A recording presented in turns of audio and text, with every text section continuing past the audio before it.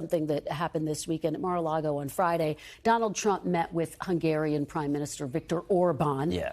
Just for our viewers to remind them, Orban believes that liberal democracy doesn't work. He's packed Hungary's courts with loyalists. He seized control of media outlets. He's friends with Putin. He's friends with Xi.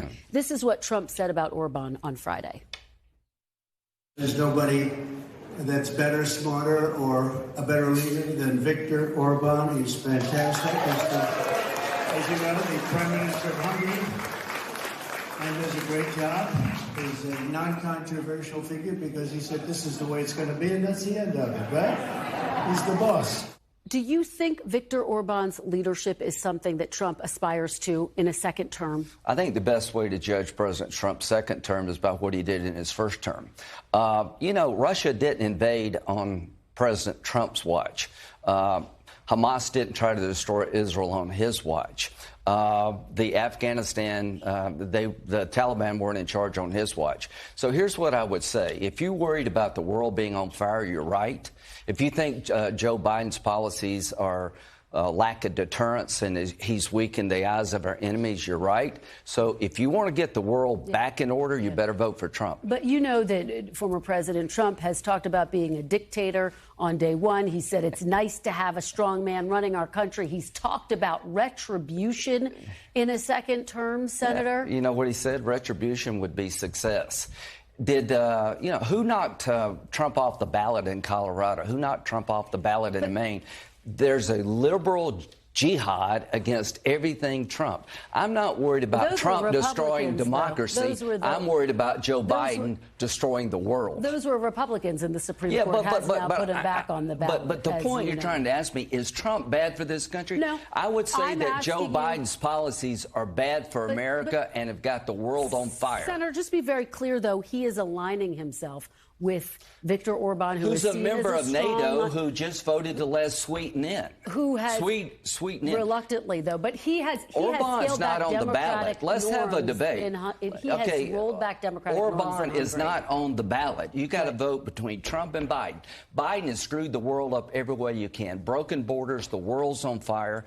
If he's really is back, if he's with it, if he's energetic, get in a room with Donald Trump and debate. Take questions from people like yourself rather than reading a teleprompter. If there's ever an election in the history of America that deserved debate between the two candidates, it's this election. Trump just told me, the campaign just told me, anytime, anywhere, let's debate. All right, but very quickly, just one more point before we move on to my very last question. Okay. Trump has said to Putin that he would welcome him invading a NATO country. Senator, if they didn't pay their bills, should people not hear that rhetoric and feel as though he is potentially aligning himself with the type of leadership that Orban has shown? That was in reference to NATO paying their fair share. There are 19 nations that don't pay the 2% they're supposed to. When Trump was president, he had a to invade a NATO country. No, that's not. You shouldn't say that. The point is, Russia didn't invade Ukraine when Trump was president.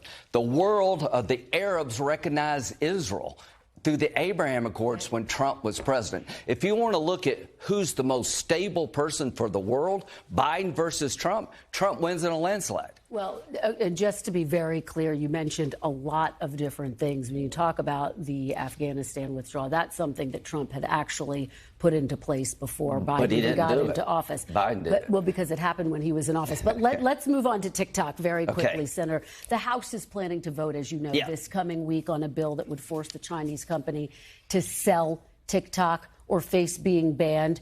Trump initially favored banning TikTok. Now he's opposed. He's expressing his opposition. Do you support banning TikTok? Where do you fall? I think the goal is to make sure American data that TikTok collects doesn't fall in the hands of the Communist Chinese Party. I'm really conflicted here. I know this about social media. They're ruining America.